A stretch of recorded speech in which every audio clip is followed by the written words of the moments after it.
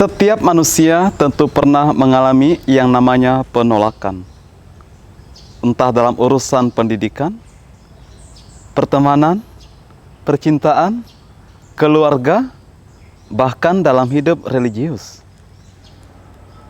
Orang-orang besar yang sukses juga pernah mengalami penolakan. Misalnya, J.K. Rowling, pengarang Harry Potter, mengalami penolakan sebanyak 12 kali supaya karangannya diterima. Demikian juga ada banyak musisi tanah air kita yang mengalami penolakan di awal-awal karir mereka. Nah, saya sendiri juga pernah mengalami penolakan pengajuan judul skripsi pada waktu kuliah belasan kali. Namun akhirnya bisa juga selesai. Penolakan itu tidak mengenakan. Maka kalau bisa kita hindari. Nah, ternyata penolakan bukan hanya dialami oleh manusia saja. Tuhan sendiri lebih dahulu mengalami penolakan. Bahkan oleh umatnya, oleh murid-muridnya, oleh orang sekampung halamannya, orang-orang yang dekat dengan dia. Inilah yang kita dengarkan dalam bacaan Injil hari ini. Yesus seperti dikisahkan dalam Injil minggu lalu, pada awal pelayanannya kembali ke kampung halamannya di Nazaret di Galilea. Pada hari Sabat masuk ke rumah ibadat, kemudian dia memaklumkan atau mendeklarasikan misi perutusannya dengan menggunakan nas dari Nabi Yesaya. Nah, orang-orang di sana sangat terpesona, kagum mendengar Yesus yang membacakan, menjelaskan kitab suci dengan penuh wibawa. Akan tetapi, kekaguman mereka ini tidak berlangsung lama.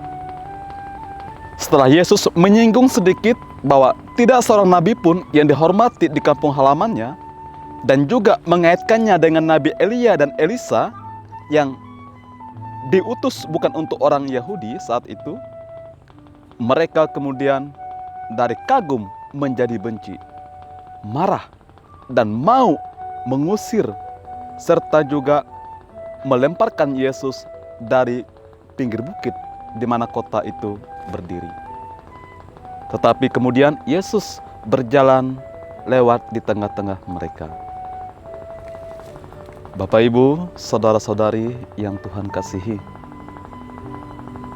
kalau kita renungkan lebih mendalam, kisah penolakan Tuhan Yesus ini yang kita dengarkan tadi juga adalah rangkuman dari kehidupan Yesus sendiri.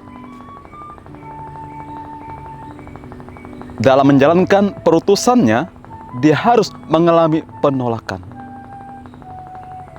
Kita ingat tadi dikatakan bahwa tidak seorang nabi pun yang dihormati di kampung halamannya.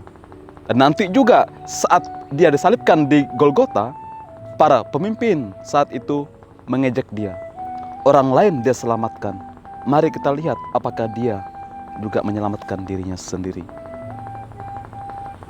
Mereka juga mau melemparkan Yesus dari pinggir bukit di mana kota itu berdiri.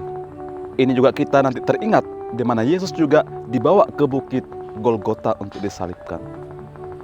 Dan terakhir, Yesus berjalan lewat di tengah-tengah mereka, menunjuk juga bahwa Yesus akhirnya bisa melewati semuanya itu dan menang jaya, bangkit dari kematian.